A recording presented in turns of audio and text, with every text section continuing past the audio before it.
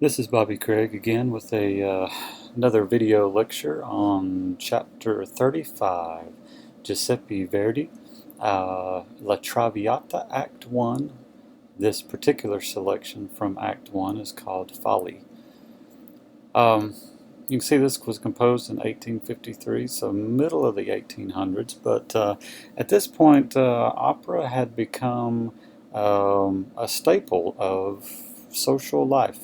Um, it had grown to a point that it was the main event of public concerts, and especially on the Italian peninsula. Well, this particular opera is one of the more famous ones and has been performed many, many, many times, but also one of the more difficult operas. The parts written for the soprano are terribly intricate, and you'll hear that when we listen to this particular selection in just a moment. So here's the story. In this particular opera, La Traviata, Violetta is a high-class prostitute. Now what that means is basically she's still a prostitute, but she has a higher class clientele, and she might be purchased for escorting as well as other things, of course. But those jobs might be several days or sometimes even week. And it was a high class position. But she thinks that she may be falling in love with this young man named Alfredo. Alfredo, she met him at a party, and at this party, if I'm not mistaken, I don't remember the story exactly, but at this party, she gives Alfredo a white rose or a white flower of some sort in order to remember her by. And he says something along the lines of, I don't want to just remember you as a flower, I want to be with you forever, or something like that. Um, and so alone back in her apartment after this story, she basically gets to this point. Let me turn off my uh, announcements here. She gets back to her apartment, and she moves from singing this point of confusion where she's thinking she might want to get out of this life of prostitution and possibly settle down with this guy named Alfredo that she thinks she might be falling in love with. And then shortly into her song, she says, "Whoa, wait a second. I really enjoy being on my own. I really enjoy the life that I'm having because of the parties I get to go to, or the fun that I get to have in my job." And she begins singing in this very uh, virtuosic style of singing. She starts with a word that's called that's translated as enjoy. I think the word is giori or something like that, and it's basically enjoy, enjoy, enjoy. I should just enjoy everything. I should enjoy my life. I should enjoy this life of being a prostitute. And about midway through her aria, which is, by the way, one of the more difficult sections in all of opera to sing. Anyway, halfway through that or so, Alfredo begins singing from down on the street. And we hear him um, singing. It was sort of like those serenades from the guys down on the street, that throw rocks up the window, and the lady opens the window and he sings her a song from the ground, one of very romantic kind of stuff, um, but she is kind of rocked out of her singing of this. I'm going to go back to this enjoyful life. And she's kind of shocked out of that when she hears his voice as he proclaims her love to her. And there's a definite uh, uh, crisis within her, of leaving the life she's known to be with this man, but also wanting to stay in this life because that's all she knows.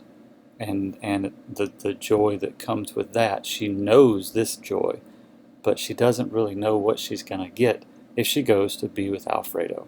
So it's well, this line here says an emotional roller coaster, and pretty much it is.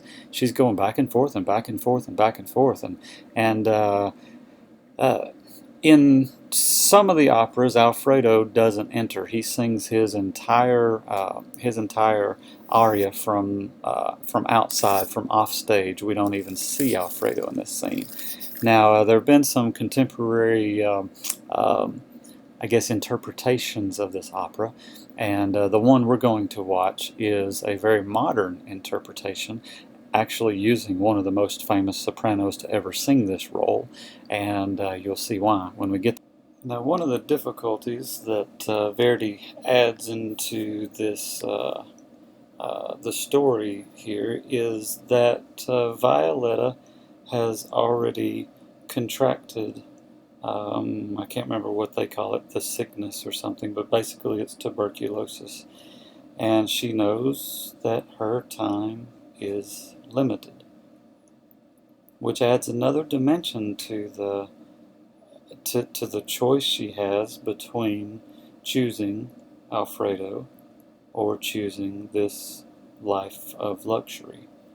One of the odd things about this contemporary um, modern uh, uh, take on this opera that we're going to watch is partially the backdrop is very stark, but also there seems to be a man up on top of the backdrop. I don't know exactly who that is or how that works. I think it might be something sort of like maybe Father Time or something, maybe, because there's a point where she looks at this clock, and you can see that she's very concerned about time. And so there's kind of that little bit of an extra thing to think about here in this particular opera for her. Now, again, very virtuosic singing here. Some of it is some very extremely high notes. Um, you may have heard about or seen some of the cartoons even of someone singing a very high note and breaking a crystal glass. Is that really possible? Well, actually, it is. If you've ever taken a nice piece of glass or crystal and you've rubbed your finger around the edge and you hear that tone that glass makes, well, if you get a loud enough and a high enough frequency of note that is uh, the same note basically of what your finger would make as it rubs around the edge, then that would cause a sympathetic vibration in that glass, and that glass would eventually vibrate itself to a point that it breaks. And so yes, it is, I guess, physically possible for that to happen. Um, Most of our glass today is pretty, I guess, pretty tempered, so it wouldn't do that. We're talking about pure crystal kind of stuff. But anyway, just a little point of information that might be interesting to you.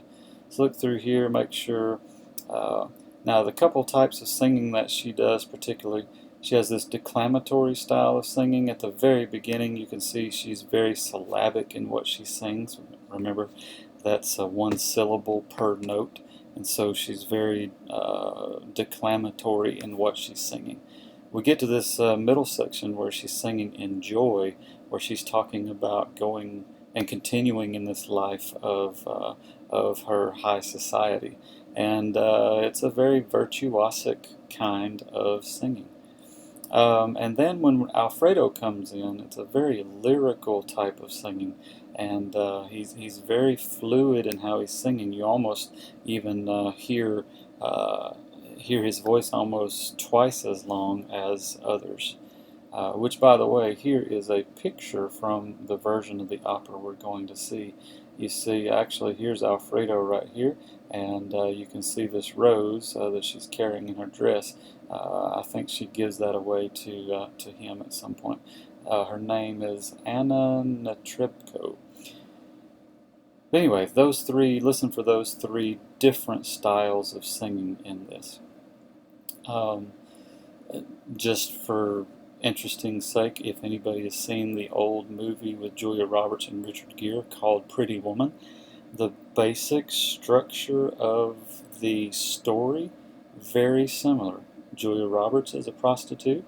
Richard Gere is a very rich man, and he wants someone to basically accompany him for a week to basically just keep him from being lonely. And they fall in love, and you have this great love story. Now, there's a great scene where he takes her to the opera. Guess what opera they're going to see? La Traviata. And so a very interesting little intricate plot detail that most people wouldn't even catch on to. But the opera they're going to see is basically the story that they're living, that their stories are written about. So just kind of an interesting thing. A little bit about Verdi. He actually was very much trying to use his music as a social reformer. Um, he lived with his girlfriend, who was the famous soprano Giuseppina Strepponi, and it was very much looked down upon for you to live together without being married in this time period. And so this opera was sort of written about his life in some ways. But Verdi also used his music to try and work for the unification of Italy, which was a bunch of little city-states, and there was a movement to try and bring it all under one country of Italy. He used all that. A couple other things in here you might find interesting, but we won't talk about all that. We talked about that pretty much. You'll probably want to have your book open because the opera is in Italian at this point. You can get a general idea of what she's singing about just by the actions that she's performing. But again, at the very beginning, she's talking about there's this man that I don't know. I feel like I may want to be with him, but I'm not sure. She goes into this middle section with Giori where she basically is saying, I want to stay in the life that I have, that it's what I know. Down here, Alfredo starts singing, Love is the pulse of the entire universe. Great love song kind of stuff. And then she comes back and she's trying to say, I want to be free. I've got to be free. But love is the pulse of the entire universe. And so you got this great story. Now, when we watch this video, you're going to see that the subtitles, well, they're singing in Italian, and the subtitles are in French. So you're probably not going to get any help from the video other than the action. So you may want to have your book open so you can at least glance down and see what the English translation might be. Let's see if there's anything else in this one. Oh, yes. La Traviata was one of the quintessential operas to feature the diva. Basically, during this time period, there came about this concept of the diva, which is an Italian word that means goddess. Basically, she could do anything she wanted. She had that much fame and that much fortune and that much talent. And not only could she just sing amazingly well, but composers wrote specific songs in their operas for these divas. And the divas would, in public, be what today we think of as a diva, a little bit snooty and a little bit not friendly to most people and that sort of thing. So the diva actually that concept of a diva actually began around this time period because of opera. So today when you think about somebody being a diva, that's where this all kind of started from. So I thought that was just an interesting little thing. Well, before we get too far into this, let's go and watch La Traviata. And this is Folly. You can see it's about 5 minutes long. You can look this up, use this term on YouTube if you want to watch it for better audio, and you'll find this version out there. So let's go big screen, and here you go. La Traviata, Folly.